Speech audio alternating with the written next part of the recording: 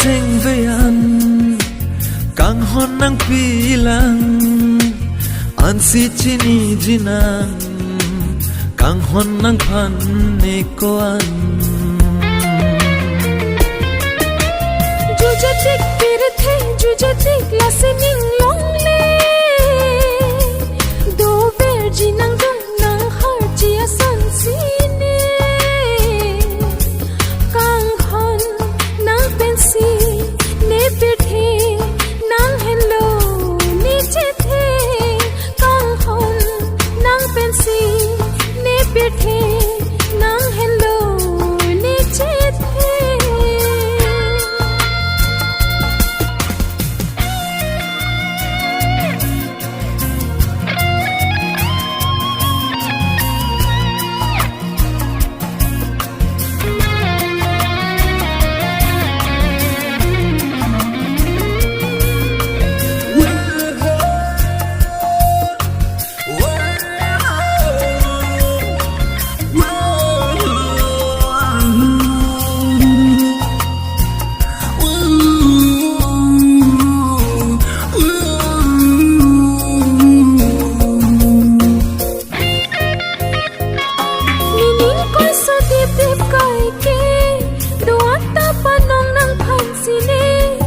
kang hon ke judun e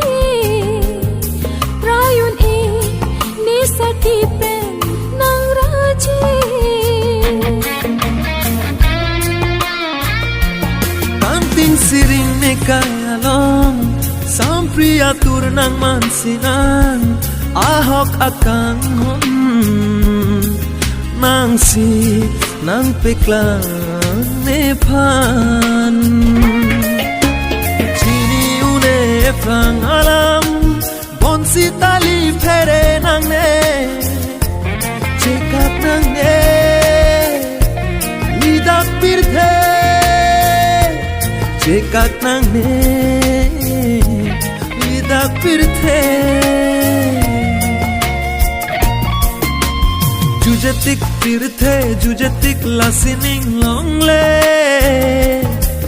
do ver jinang dung nang har chia son sine